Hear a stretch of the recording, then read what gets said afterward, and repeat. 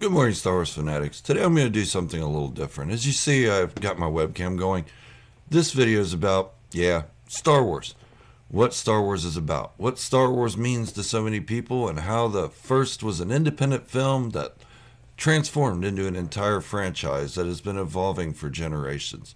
So while I'm describing the different themes of Star Wars, I want you to think about what it is about Star Wars that you like. What do you like? Why do you like it? What kind of memories do you have of your first viewing of Star Wars? And I want you to leave a comment about it down below. Was your father or older sibling a Star Wars fan and they got you hooked? Seriously, I really want to know. So sit back, relax, and enjoy this journey into the best franchise ever created. Today on Star Wars Fanatic.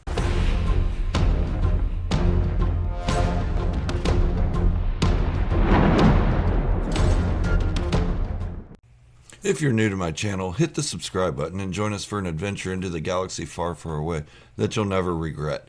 You may disagree with me from time to time, but it'll always be engaging. Now, let's get on with today's journey. I hear so often, what is Star Wars about? I even heard it from one of my employees the other day at work, and it got me thinking that even from some fans that have seen every film, I hear the same question.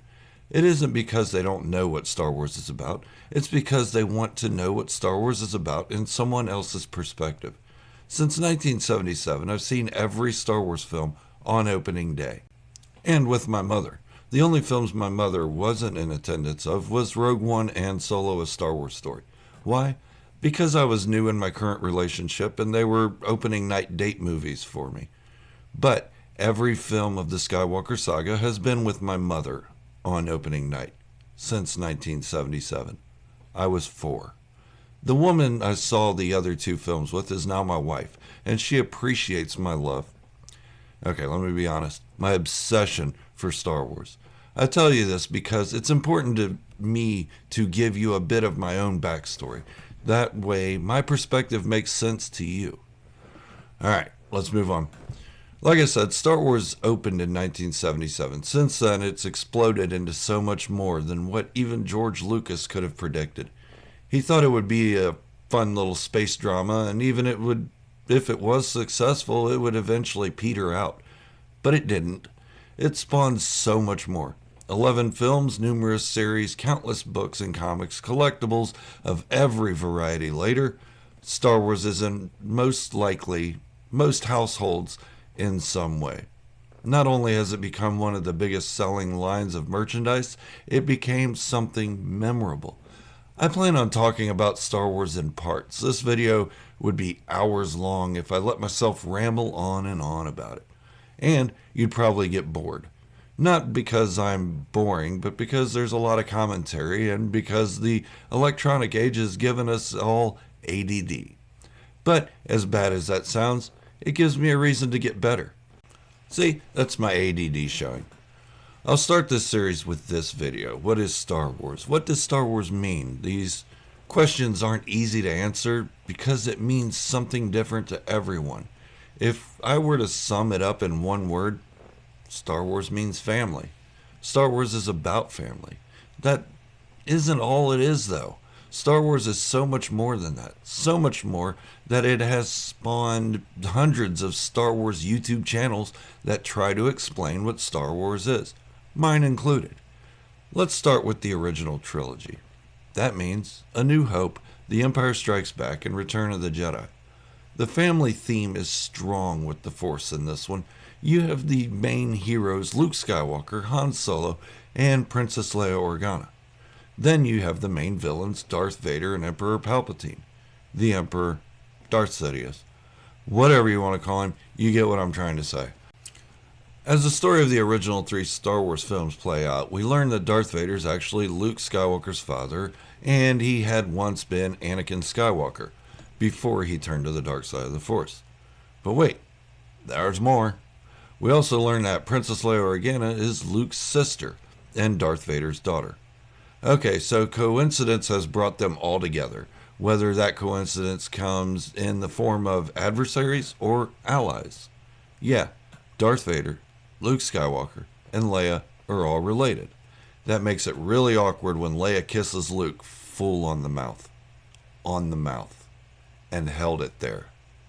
But yeah, family. But it isn't just about a Star Wars family at odds. It's about fighting the evil that has consumed the Father, and it's about courage and how to face your biggest fears, how to conquer your own self doubt and believing in yourself, especially when you feel there is no hope. Hope is also another theme, but that seems to have been more of a modern concept with Star Wars than what it was originally intended.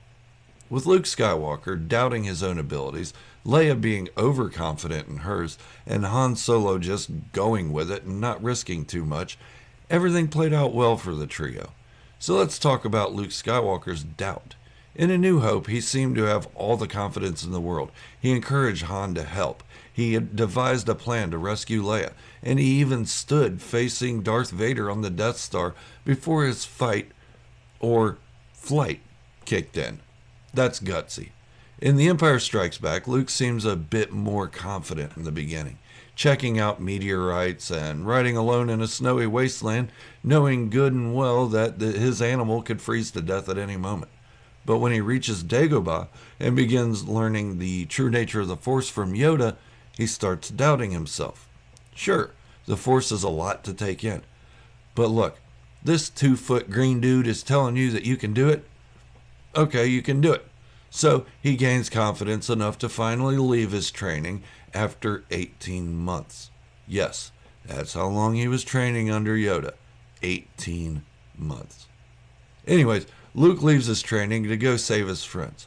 Yes, that includes the sister he kissed on the mouth, probably with tongue. Ugh. He fights Darth Vader and learns Vader's his father. Luke loses his hand and sees that he needs more training. Alright, then there's Leia. Never did she doubt her own abilities. She even sass-talked Darth Vader in the first scenes of the film. She didn't know he was her father at this time, and neither did Darth Vader. But she sass-talked him all the way into a jail cell. In the next scenes we see her in, she seems a bit more humble in the presence of Vader. Yeah.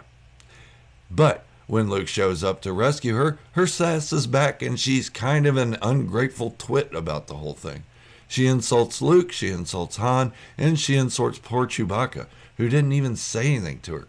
He just happened to be walking by her. In The Empire Strikes Back, Leia's pretty much the same. She's a rebel leader, and confidence has to be there for that reason. But this is the film she kissed her brother, Luke, full on the mouth. Open mouth. Probably with tongue. But guess what? She kissed Han too. Then Luke again, but this time on the head. Closed mouth. No tongue. But by the end of The Empire Strikes Back, Leia is more grounded. She understands Han and Luke are trying to protect her, not get in her way. She also accepts Chewbacca as kind of a guardian and is a little bit nicer to him. Last but certainly not least, there's Han Solo, the smuggler, the unconventional, witting hero. The last thing he wants outwardly is to risk his life or that of his partner Chewbacca. He didn't want to save Leia on the Death Star until he found out she was rich. Money is quite the motivator with this guy, and for a good reason. He needs the money to pay off the bounty on his head. But I would assume he foolishly squandered the money he made in A New Hope, because in The Empire Strikes Back, he's still hanging out with the rebellion, Luke and Princess Leia. Or it seems he's grown fond of them, especially Leia. But in an effort to show him that he doesn't know everything about women, Leia kissed her brother, full on the mouth, probably with tongue, with Han watching. I think I mentioned that a couple times, but by the end of The Empire Strikes Back, he loves the princess and becomes a frozen smuggler. He stuck his neck out. That's character growth. By Return of the Jedi, the trio was ready to go to the ends of the galaxy far, far away for one another. It was about more than the rebellion or defeating the larger evil. It was about protecting each other and being there for each other. They had become a family. Han and Leia as the couple, and Luke as the brother-in-law, whom kissed Leia on the mouth. You'll never get this out of your head now. I know I can't. In the end, Darth Vader did return to the light and redeemed himself as Anakin Skywalker. And Luke protected his dying father in the end, just as his father protected him in the face of certain death with the Emperor. Family was a huge theme with Star Wars in the original trilogy. The newer idea that the main theme is hope really is secondary to me, and it seems like a more modern concept. But like I said, my views may be skewed because I've seen every movie on opening night with family. Star Wars isn't just an obsession to me, it's my passion. The only thing I enjoy more is my family. But what is Star Wars to you?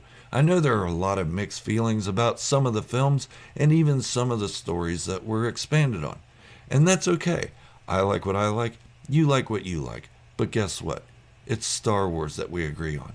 Maybe different parts of it, but still part of the whole. Leave me a comment about your favorite thing. Let me know how you got into Star Wars. And if you're new here, hit the subscribe button to join my little Star Wars army and give the video a like to show your love. And thank you for watching. And remember, this is the way, the only way.